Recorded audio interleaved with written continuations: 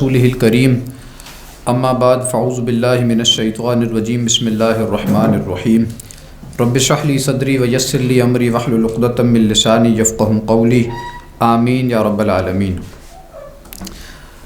آج کا یہ ایک اسپیشل لیکچر ہے جو ہم نے رکھا ہے، اور اس کا عنوان ایک میسیج بھی سرکولیٹ کیا گیا تھا، اس کے ذریعے سے آپ حضرات تک بھی پہنچ گیا ہوگا۔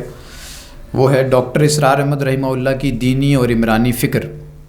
اس پر آج کچھ بات کرنی ہے۔ اس کا پس منظر یہ ہے کہ یعنی لاسٹ ویک تو ہمارا جو یہاں پر ہوتا ہے ریگولر پروگرام وہ خالد عباسی صاحب کا تھا، اس سے جو پچھلا ہفتہ تھا اس پہ امیر تنظیم کی طرف سے یہ تقاضا آیا کہ جو دینی فکر ہے ہماری، اس کو ڈاکٹر اسرار احمد صاحب رحمہ اللہ نے ایک اپنے لیکچر میں بیان کیا ہے بڑے اچھے انداز میں، تو ہم اس کو چلا لیتے ہیں یہاں پر۔ اور پھر یہ کہ اسی کے ساتھ خالد عباسی صاحب کا کلپ ہے 2016 کا، اس میں کچھ عمرانی فکر کے اوپر گفتگو ہے۔ تو ہماری فکر کے یہ دو بڑے حصے ہیں، دو بڑے گوشے ہیں، یعنی دو بڑی جہتیں ہیں، اس پر کچھ گفتگو ہو جائے تو یہ موضوع ہم مکمل کر لیں گے۔ اس پر میں نے یہ تجویز ان کو دی کہ اس کو تو ہم چلا لیں گے، یہ اپنی جگہ پر بالکل ٹھیک ہے، اور کنڈکٹ کرنے کی ذمہ داری بھی انہوں نے میری لگا دی، لیکن میری طرف سے گزارش یہ تھی کہ اس پر کچھ اگر مزید کچھ کہنے کا موقع دیا جائے تو اس موضوع کو ایک دفعہ مکمل کر لیں۔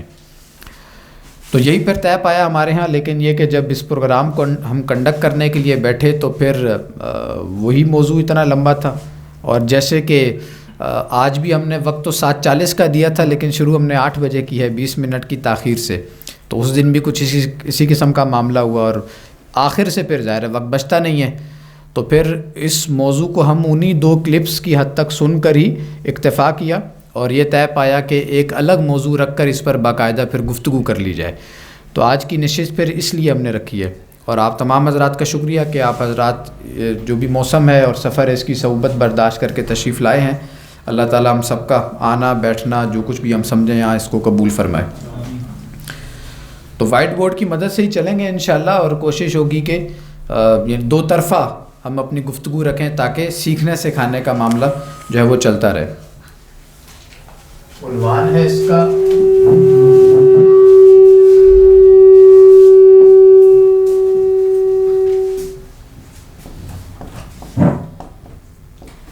ڈاکٹر اسرار احمد رحمہ اللہ کی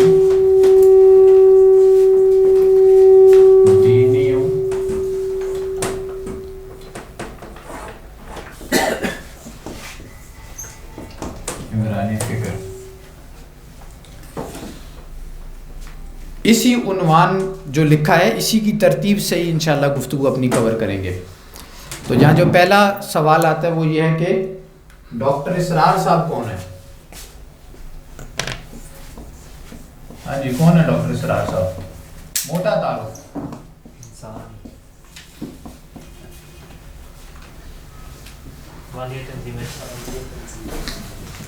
جی، بانیہ تنظیم اسلامی، اور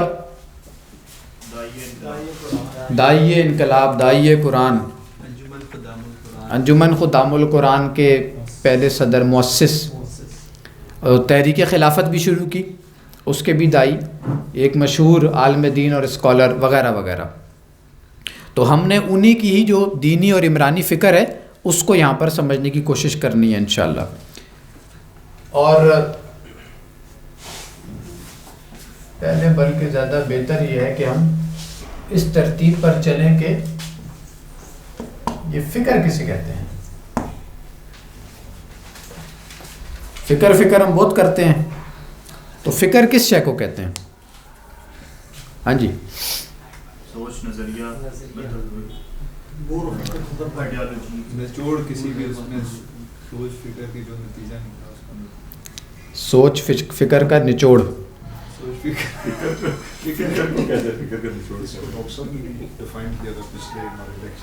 جی جی، تجزیہ، یعنی ایک لفظ آیا تجزیہ، اور تجویز تجویز میں نے جس کو کہا تھا انالیسس یا ڈائگنوسس کہا گیا تھا. یعنی ایک مسئلہ آپ کے سامنے آیا ہے، اس کو آپ پورا انالائز کرتے ہیں، ہر اینگل سے غور کرتے ہیں، یہ آپ کا انالیسز ہے، یہ آپ کا تجزیہ ہے اس کے بارے میں. اس تجزیے کے پروسیس کے نتیجے میں آپ ایک نتیجے تک پہنچیں گے. ایک مرض آپ کے سامنے آئے گا، حالات ہیں، حالات کو آپ نے انالائز کیا ہر ڈائمنشن سے، اس کے نتیجے میں آپ ایک نتیجے تک پہنچے، ایک رزلٹ تک پہنچے. اور یہ بات اپنی جگہ بڑی اہم ہے کہ آپ کا تجزیہ رزلٹ اورینٹڈ ہی ہونا چاہیے.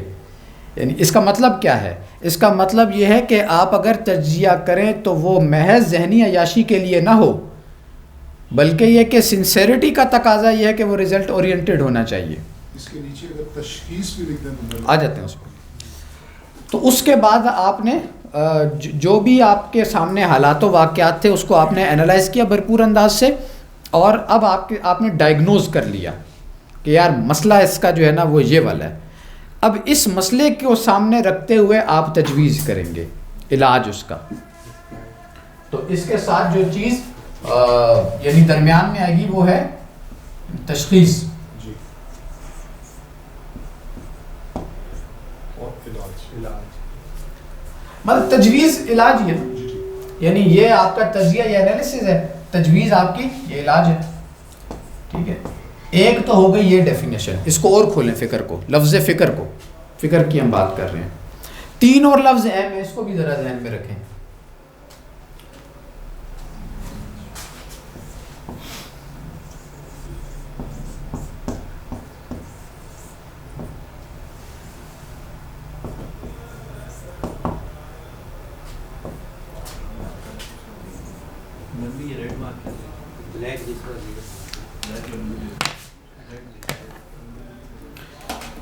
معلومات، علم اور فکر. معلومات بالکل ایک بنیادی لیول ہوا کرتا ہے، وہ ایک بچے کو بھی کچھ نہ کچھ ہو سکتی ہیں معلومات کسی بھی شے کے حوالے سے. ابھی ہم جنرل بات کر رہے ہیں. اس سے اگلا مرحلہ یہ ہے کہ جب بندہ اس کو اپنے ذہن میں اپنے ذہن کی حد تک اس کو پریورٹائز کر لیتا ہے، تو اب وہ یوں سمجھیں کہ ایک یعنی کنفائنڈ حد تک وہ معلومات بن جاتی، اسٹرکچرڈ چیزیں ہو جاتی ہیں. اس سے اگلا مرحلہ ہے فکر کا. فکر کسے کہتے ہیں؟ کہ آپ کے پاس معلومات کا ایک خزانہ ہے، ان کے درمیان مطابقت پیدا کرنا جسے ہم تطبیق کہتے ہیں. یہ تطبیق وہ لفظ ہے، یہ مطابقت وہ لفظ ہے، اگرچہ کہ یہ غلط معنوں میں بھی استعمال ہوتا ہے. یعنی ہوتا ہے نا کہ بعض اوقات آدمی بے تکی چیزوں کی بھی لاجک نکال رہا ہوتا ہے، چیزوں کے درمیان ربط و تعلق پیدا ہی نہیں ہوتا، لیکن زبردستی گھسیڑ کر اس کو یعنی شامل کرنا. جی غامدی صاحب کبھی یہی معاملہ ہے. اور جسے ہم ایک لفظ کو اچھا نہیں ہے لیکن صرف سمجھانے کی حد تک، جسے ہم کہتے ہیں نا شامیانہ سینہ. تو شامیانہ بندہ کب سیتا ہے؟ اس کے نظریات سے یا اس کے ذہن میں جو تصور تھا اب اس سے ہٹ کر چیز ہو گئی ہے، یا یہ کہ ویسے بھی بالکل ہی کوئی لاجیکل چیز ہوگا، اب اس کی ضرورت پڑ گئی ہے کہ بھائی شامیانہ سینہ لازمی کوئی نہ کوئی تطبیق اس کے اندر اب پیدا کرنی پڑے گی. اور یعنی اس اعتبار سے تطبیق بہت غلط شے ہے، لیکن پازیٹیو معنوں میں اگر لیں گے تو ان سب چیزوں کے مابین مطابقت پیدا کرنا، اسی کا دوسرا لفظ تطبیق ہے. یہ تطبیق جہاں پیدا ہو گئی تو اس کا مطلب یہ ہے کہ اب آپ کسی بہتر نتیجے تک چیزوں کے حوالے سے پہنچ سکتے ہیں. اور انداز سے کھولتے ہیں اس کو. یہ اصل میں یہ جڑ بنیاد ہے، یہ اگر کلیئر نہ ہو تو پھر بات آگے کلیئر نہیں رہتی. اور مسئلہ یہ ہے کہ ہمارے ہاں لوگ ان بحثوں سے چونکہ وہ یعنی دلچسپی بھی نہیں ہوتی، واقفیت بھی نہیں ہے، تو پھر لوگ مذائقہ خیز قسم کی باتیں کرتے ہیں، جو کہ جب ہم تنظیم میں تھے اور خاص طور پہ تنظیم سے جب ہم نکلے تو اس وقت ہم نے یہ مذائقہ خیز قسم کی باتیں سنی کہ میں ڈاکٹر اسرار صاحب کی فکر کے اس حصے سے تو اتفاق ہے، اس سے اتفاق نہیں ہے. اب یہ جس بندے کو اس بحث کا پتہ ہے وہ بندہ کبھی بھی یہ بات نہیں کرے گا. یعنی یہ بات بالکل ایک یعنی بلو انٹلیکٹ کا آدمی بھی شاید ہی کرے. تو عام طور پہ جس چیز کو ہم فکر کہتے ہیں وہ ایک سوچ یا ایک نظریہ ہوا کرتا ہے. یہاں بعض حضرات نے بات کی وہ بالکل صحیح بات ہے کہ فکر یا سوچ یا نظریے کو ہم کہتے ہیں. تو اب ایک لفظ ہمارے سامنے آیا اور وہ ہے نظریہ. اس نظریے پر آن سلاٹس ہوں گی، یعنی اس نظریے پر اعتراضات ہوں گے یا نہیں ہوں گے؟ یعنی اب ہم اسے توحیدی کے حوالے سے سمجھتے ہیں. ہمارا نظریہ کیا ہے؟ توحید ہے. اس فکر پر، اس نظریے پر جو بھی اعتراضات کہہ لیں، سوالات بیانیے، جو کچھ بھی آئیں گے، یہ نظریہ فکر میں تب تبدیل ہوگا جب آپ اس کو ہر ڈائمنشن سے خود، جو بھی فکر دینے والا، نظریہ دینے والا شخص ہے، وہ اس بات کو، اپنے پیش کردہ نظریے کو، جس کا وہ پریچر ہے، جس کو وہ بتا رہا ہے لوگوں کو، اس کو ہر اینگل سے کویسچن کر چکا ہو. تب وہ کوئی بھی شے یا کوئی بھی نظریہ وہ فکر میں تبدیل ہو جائے گا. اور اس سے آگے بڑھ کر فکر اس شے کو کہتے ہیں جو پوری نظام زندگی کا احاطہ کرتا ہو. یعنی فکر جو ہے وہ کل نظام زندگی کا اس نے احاطہ کیا ہو. زندگی کا کوئی بھی گوشہ اس سے خالی نہ ہو. ہم یہ کہتے ہیں نا کہ جو ویسٹ ہے، ویسٹ نے بھی ایک فکر دیا ہے. دیا کہ نہیں دیا؟ دیا ہے. لیکن ویسٹ کا کہنا یہ ہے کہ جو سیکولر فیلڈ ہے، مذہب کی جو فیلڈ ہے، یا یوں کہہ لیجئے مذہب اور سیکولر کی جو، یعنی سیکولرزم کی جو فیلڈز ہیں دو، اس میں جو بھی پرسنل لیول پر جو چیزیں ہیں، ڈاگماز، ریچولز اینڈ سوشل کسٹمز، اس میں ہم انٹرفیئر نہیں کریں گے. لیکن ویسٹ نے جو فکر دیا ہے وہ اس میں انٹرفیئر کرتا ہے یا نہیں کرتا؟ کرتا ہے. یہ ہم سب کو پتہ ہے کہ نتیجے کے اعتبار سے اسلام بھی تو مذہب کو نہیں چھیڑتا نا. مذہب کے خانے کو اسلام نہیں چھیڑتا، ان تین چیزوں کو نہیں چھیڑتا نا اسلام. اب جو اسلام اس معاملے میں آزادی دیتا ہے اور جو ویسٹ آزادی دیتا ہے، ان دونوں کے نتائج میں زمین آسمان کا فرق ہے. تو فکر جو بھی ہوتی ہے وہ کل نظام زندگی کا احاطہ کرتی ہے. اور مفکر کون ہوتا ہے؟ جو فکر دیتا ہے، ظاہر ہے اسے ہی کہیں گے. یہ ہے اب ہمارے یہاں بھی مسئلہ ہے نا، ہمارے کو بنا دیتے ہیں مفکر فلاں، تو مفکر قرآن اور مفکر اسلام اور پتہ نہیں کیا کچھ مفکر جو بھی ہے. بہرحال مفکر وہ آدمی ہوتا ہے کہ جب اس کے سامنے وہ جس چیز کا نظریہ وہ پیش کر رہا ہو، اس کو بذات خود وہ ہر اعتبار سے کویسچن کر چکا ہو. اور دو بندوں میں نے یہ چیز دیکھی ہے اپنے ہوش کے زندگی میں، جن کے سامنے جب کوئی سوال رکھا تو پہلے سے جواب تیار تھا. ایک ڈاکٹر اسرار صاحب، یعنی جو سوال ذہن میں پیدا ہوا وہ ڈاکٹر اسرار صاحب کے ہاں کسی نہ کسی لیکچر میں مل گیا. اچھا، ہماری اپنی کیا حیثیت ہے؟ بڑے لوگوں نے جو اعتراضات کیے، جو کہیں سے ہم نے بورو کیے، کسی کتاب سے پڑھے، کسی اسکالر سے سنے، ویسٹ کے یا اپنے ہی، تو ڈاکٹر صاحب کے ہاں اس کا جواب موجود تھا. اپنے تئیں ہم یہ سمجھے کہ یار بڑا بڑھیا قسم کا سوال ذہن میں آیا، اس کا تو جواب ہوگا ہی نہیں، لیکن تلاش کیا تو مل گیا. اور دوسرے نمبر پہ خالد عباسی صاحب، یعنی جب کوئی ایسا سوال کوئی آج تک ان کے سامنے جو میں نے رکھا ہو جس کا مجھے جواب نہ ملا ہو، وہ جواب پہلے سے ریڈی ہو.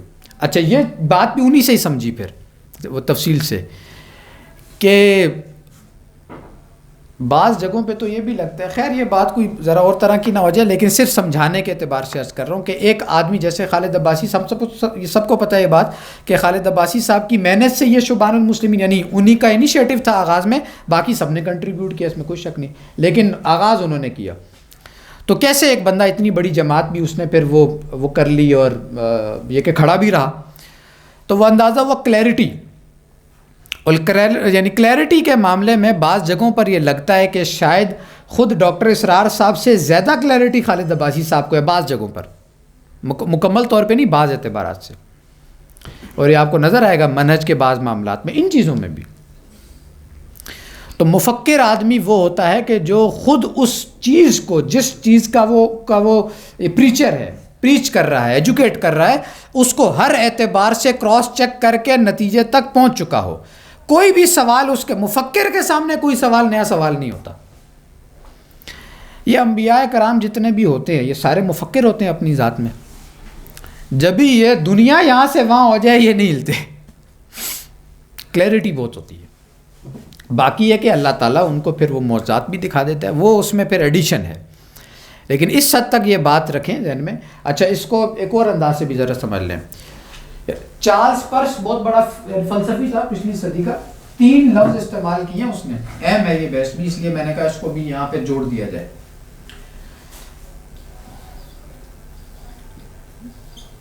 بلیف کے یہی اسپیلنگ ہوتے ہیں، غلط تو نہیں لکھ دیا گیا؟ آئی ایف ہے.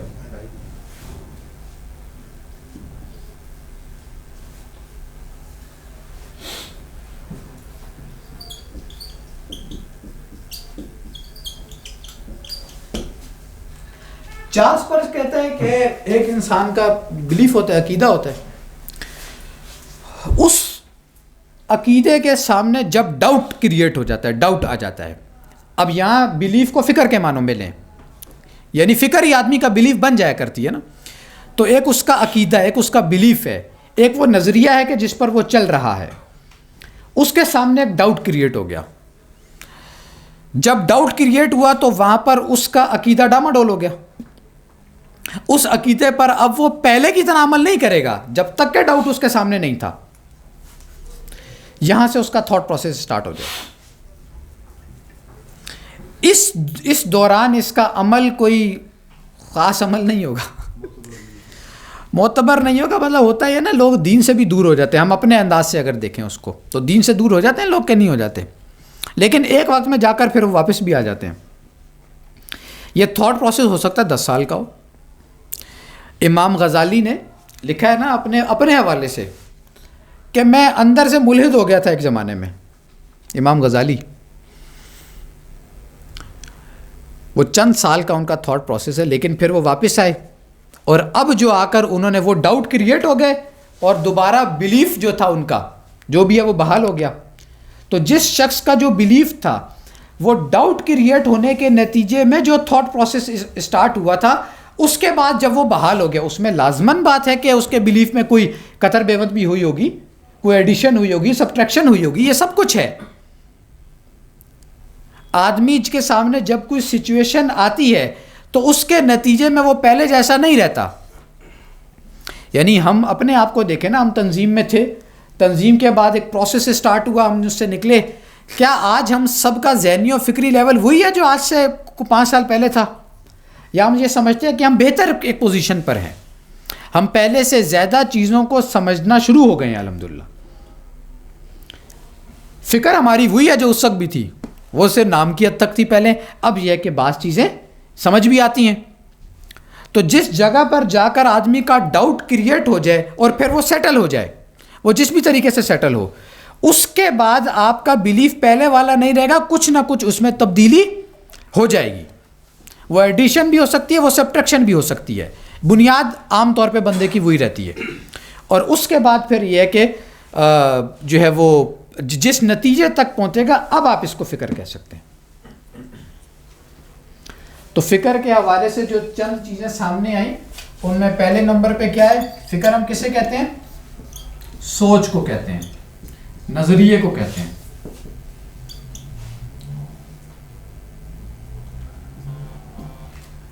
فکر جس شے کا نام ہوتا ہے وہ آفاقی ہوتی ہے، ہولسٹکلی چیزوں کو دیکھنا. ڈاکٹر اسرار صلی اللہ علیہ استعمال کیا کرتے تھے کہ فکر ایک آرگینک ہول ہے، آپ اس کے اجزاء کو الگ الگ نہیں کر سکتے بالکل بھی. ٹھیک ہے جی یا نہیں؟ ٹھیک کلیئر ہو رہی ہیں چیزیں یا نہیں؟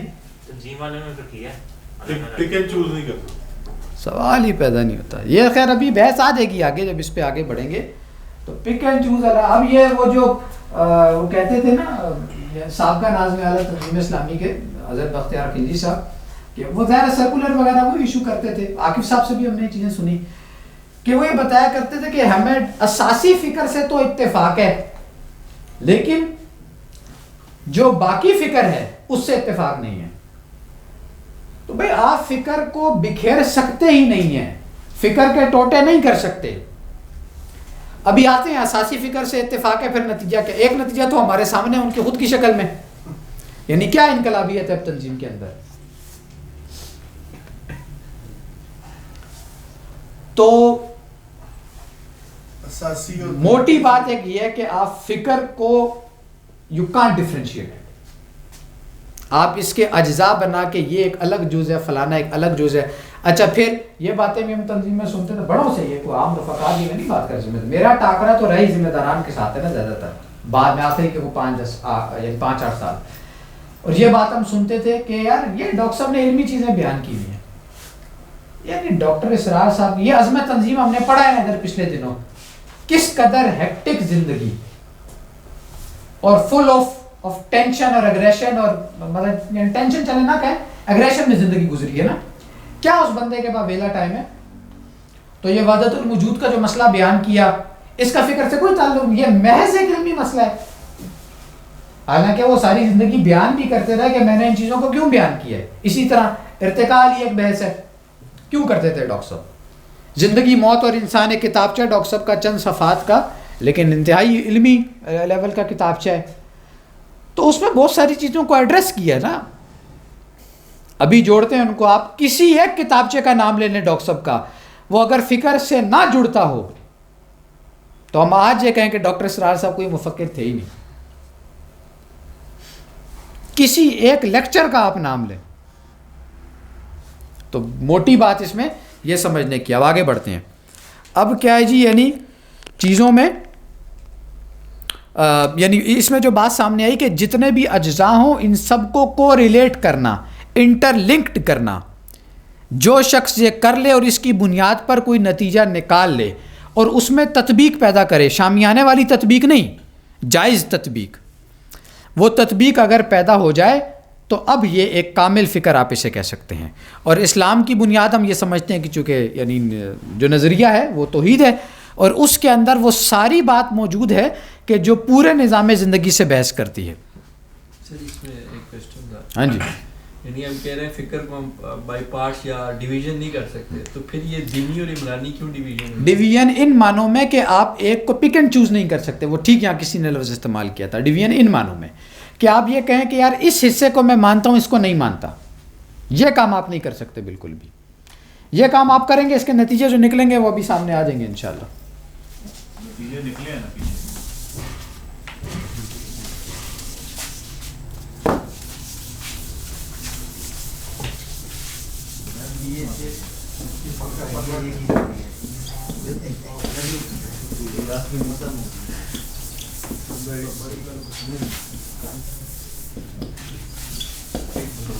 اب آئیں جناب دینی فکر پہ.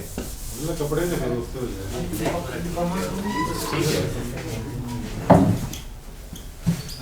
یہ جو ہمارا دین ہے, دینی فکر کی ہم بات کر رہے ہیں نا, دین جو ہے اس کی جڑ اور بنیاد کیا ہے؟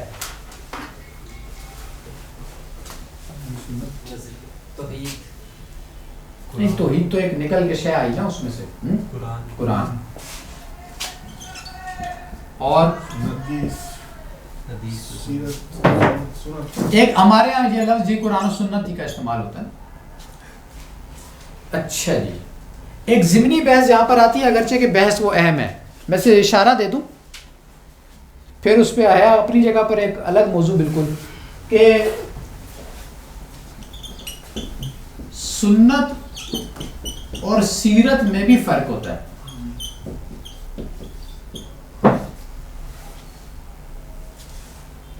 کلیئر ہے یہ؟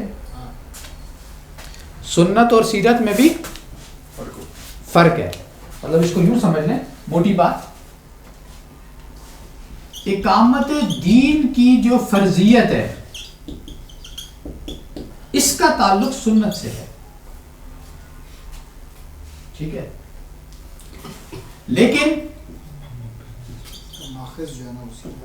جو منہج انقلاب ہے اس کا تعلق سیرت سے، اس کا تعلق سنت سے نہیں ہے.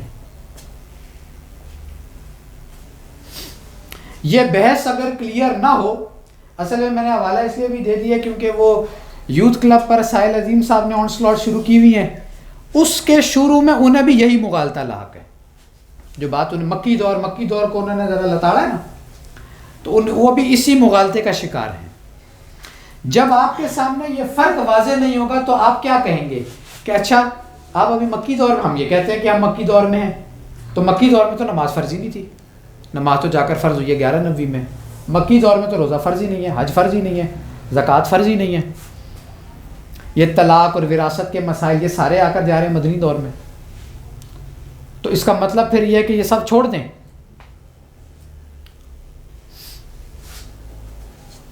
ایک ٹاکرا آپ کے ساتھ کروانا پڑے گا. ایک سادہ سی مثال سے اس کو سمجھیں. یہ مسئلہ کوئی راکٹ سائنس نہیں ہے، یہ بہت آسان مسئلہ ہے، لیکن ہمارے یہاں بہت ساری تحریکیں اسی مغالطے کا شکار ہیں ابھی تک.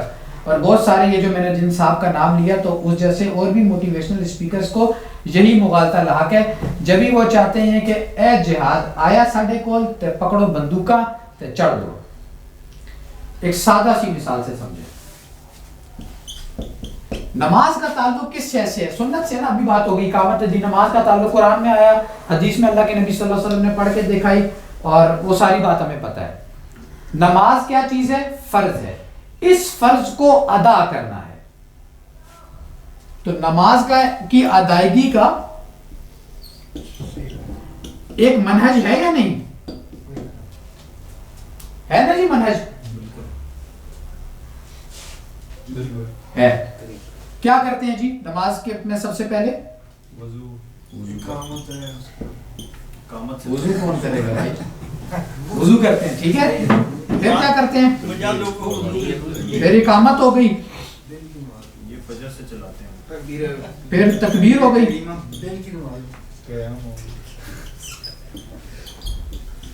پھر قیام، رکوع. نہیں رکوع سے کھڑا کون ہوگا؟ کھڑے بھی ہوتے ہیں نا، چلیں چھوڑ دیتے ہیں.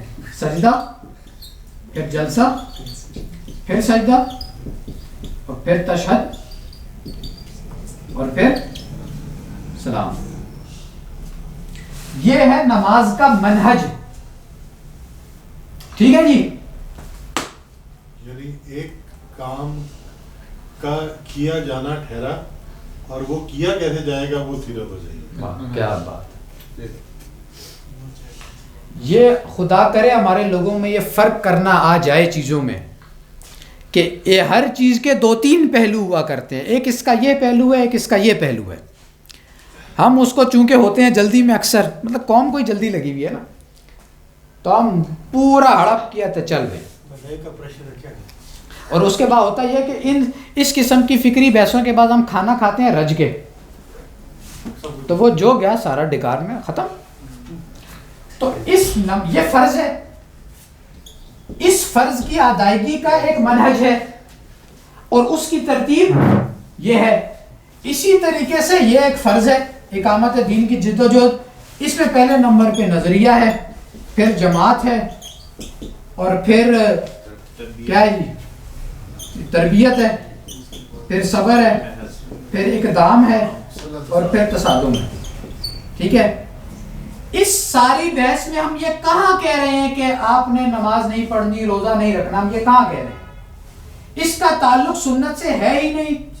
اس کا تعلق سیرت سے ہے، اس کا تعلق فلسفی آف سیرہ سے. اصلا منہج کی جو ساری بحث ہے، کدھر گیا منہج؟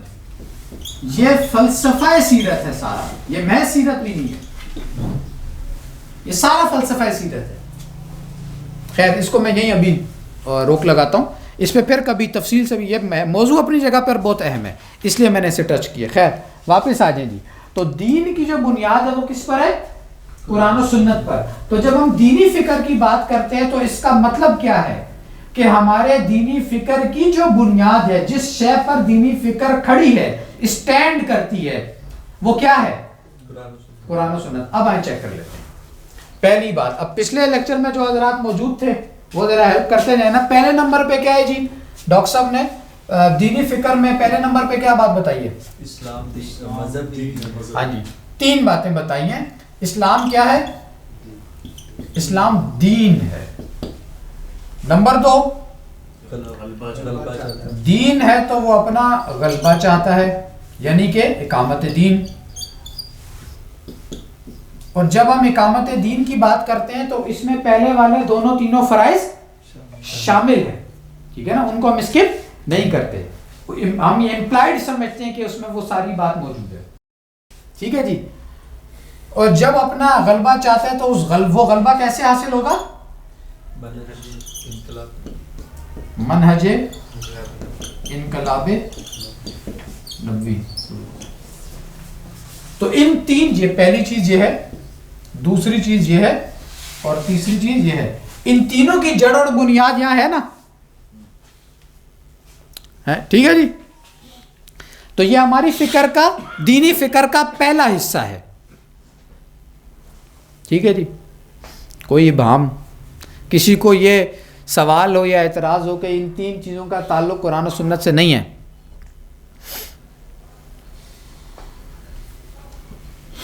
کچھ فرائض عائد کیے اللہ تعالیٰ نے، بلکہ اس سے پہلے اسلام صرف مذہب نہیں ہے بلکہ دین ہے. قرآن مجید نے اسلام کے لیے جب بھی لفظ استعمال کیا تو وہ دین کا لفظ استعمال کیا، ان الدین عند اللہ الاسلام، ٹھیک ہے جی. اور جب اسلام دین ہے تو دین وہی ہوتا ہے جو اپنا غلبہ چاہتا ہے. دین ہوتا ہی تب ہے کہ جب وہ غالب ہو، ورنہ کوئی بھی دین مذہب ہوتا ہے اگر وہ غالب نہ ہو، اگر اس کی ڈومینیشن نہ ہو. بات یہاں مینشن کر دیں کہ جی سر. دین جو ہے وہ انفرادی اور اجتماعی بلکہ زندگی کے ہر گوشے، ہاں مطلب دین وہی ہے کہ جو انفرادی اور جملہ اجتماعی معاملات پر حاوی ہوتا ہے.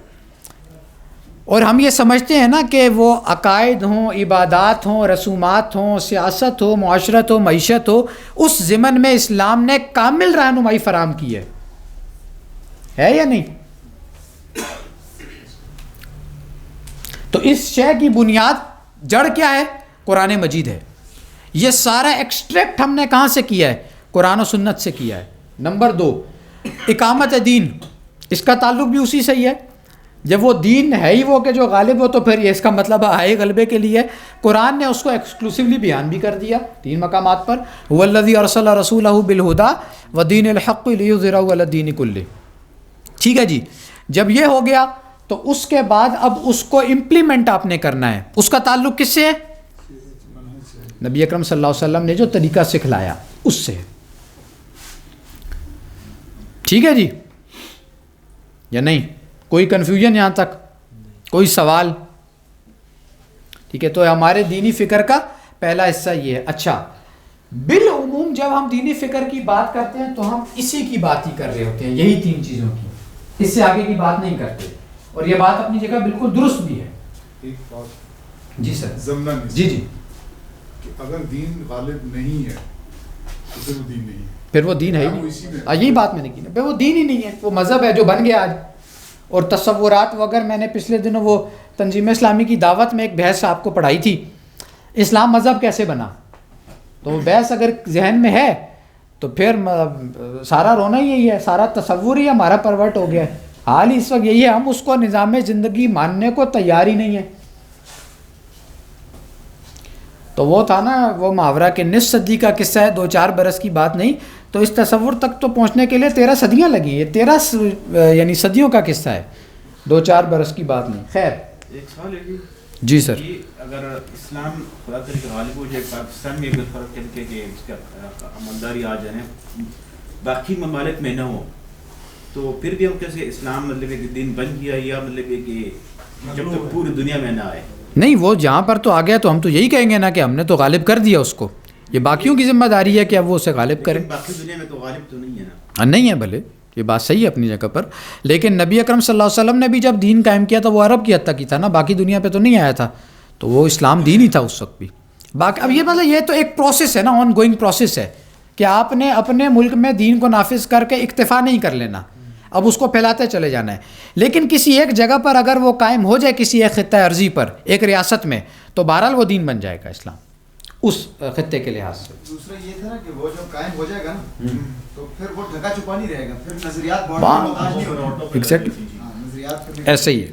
ایک سوال ہے میرا جی حزب التحریر والے یہ تینوں چیزیں مانتے ہیں, کون سی؟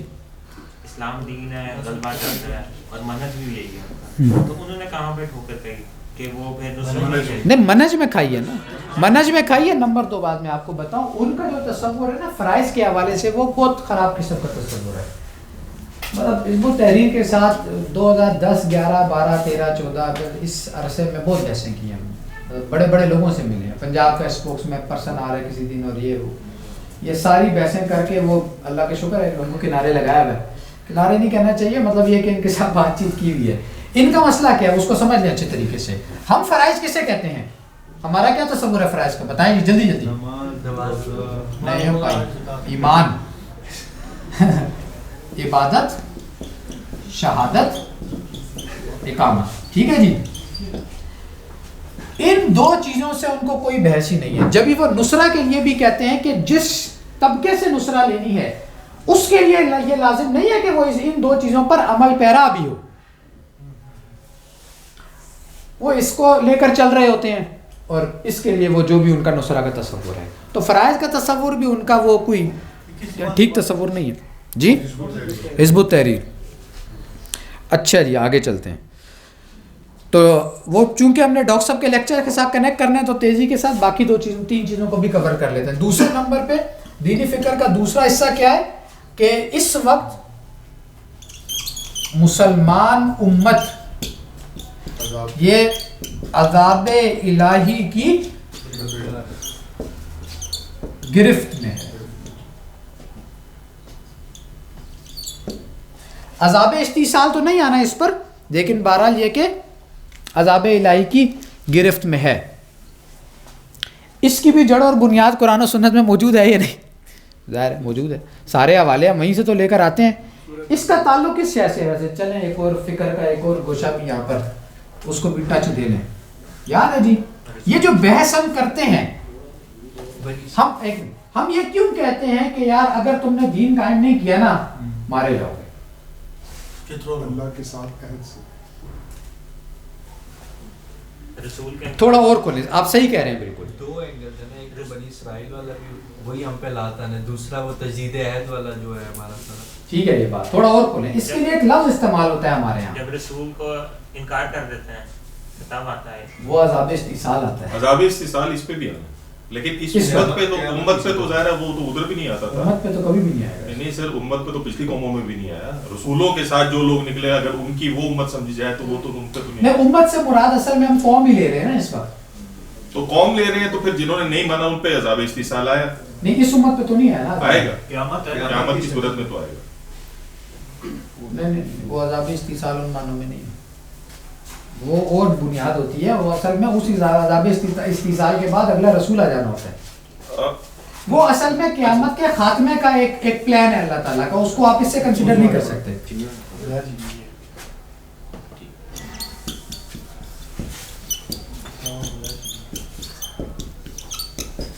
یہ قرآن کا قانون عذاب ہے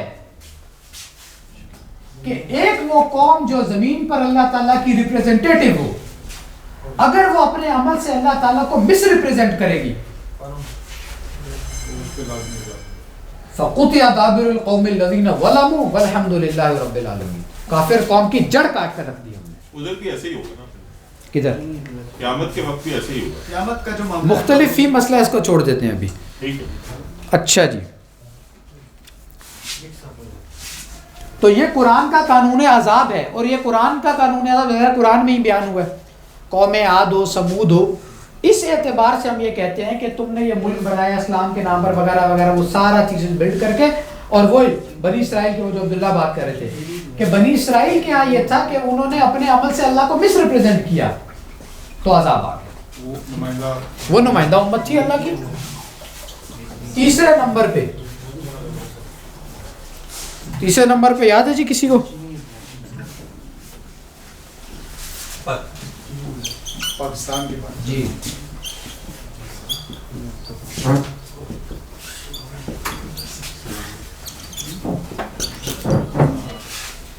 ہمارا جو دین کا مطالعہ ہے، جو قرآن و سنت کا مطالعہ ہے، اس تناظر میں جب ہم دیکھتے ہیں ان چیزوں کو تو ہمیں یہ نظر آتا ہے کہ ہم نے اللہ تعالیٰ سے ملک لیا تھا اسلام کے نام پر وعدہ کر کے، اور اس میں جو مطلب جو جسے کہتے ہیں نا کیٹیگوریکل جو مضمون ہے قرآن مجید کا، وہ ہے، آپ جا کے میرا خیال ہے پڑھنا بھی چاہیے،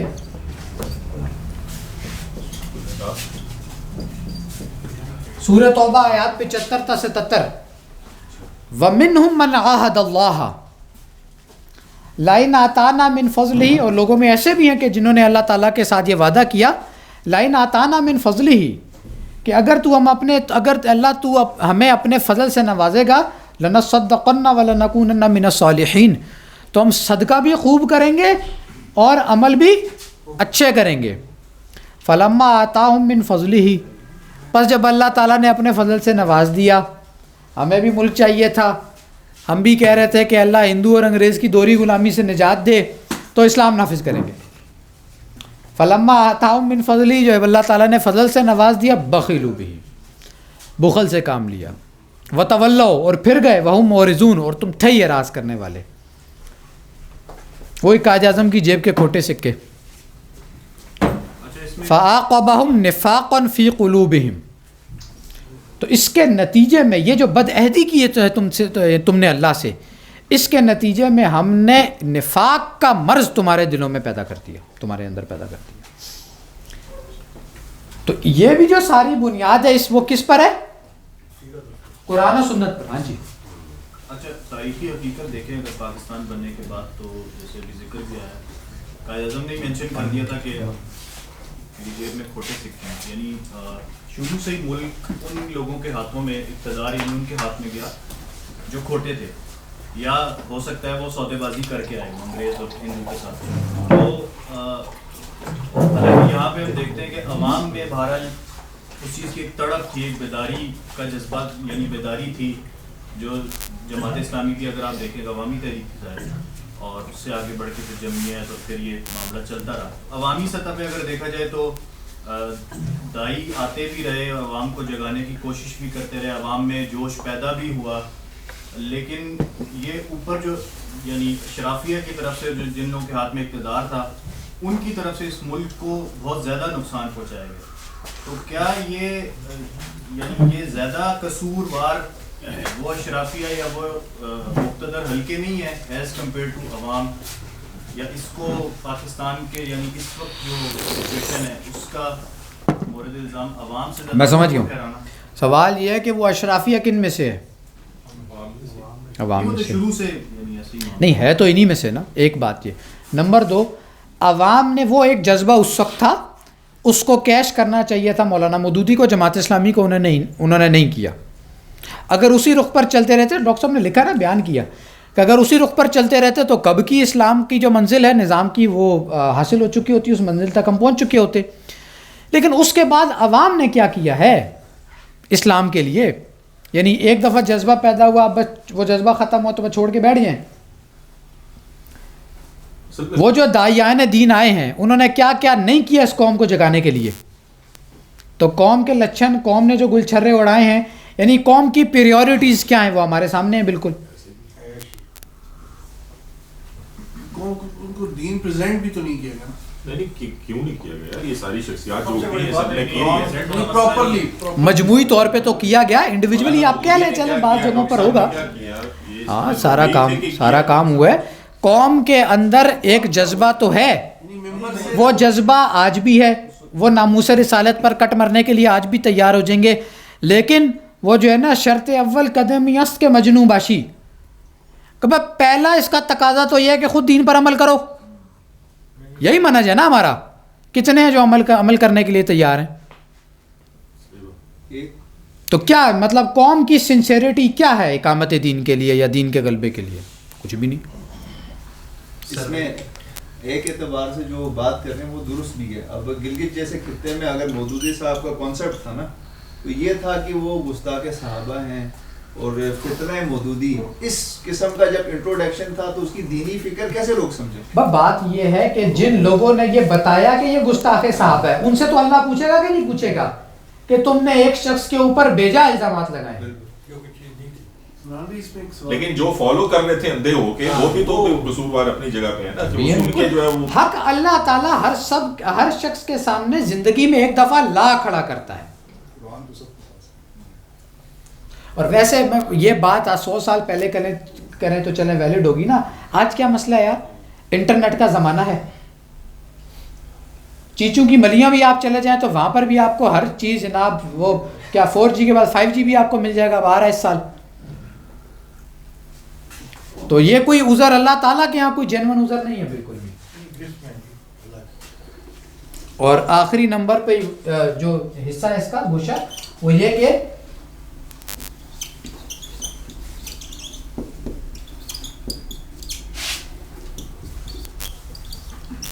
اسلام عالمی غلبے کے لیے آیا ہے.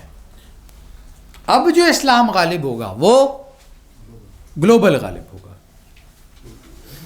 اس کی بھی جڑ اور بنیاد کس میں ہے؟ قرآن میں.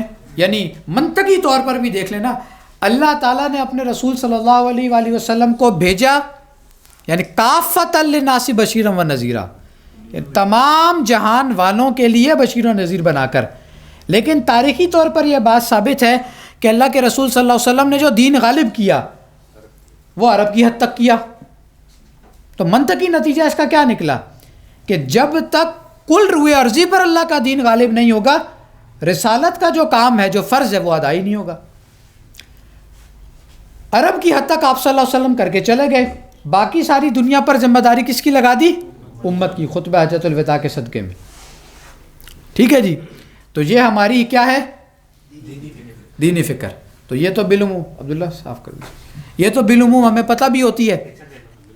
اور اس میں جو اہم ترین شے ہے وہ بہرحال یہی ہے, یہ جو ہے نا ادھر گیا, یہ اسلام دین ہے, اپنا غلبہ چاہتا ہے, اور اس کا جو غلبہ ہوگا وہ نبی اکرم صلی اللہ علیہ وآلہ وسلم کے طریقے پر چلنے سے حاصل ہوگا.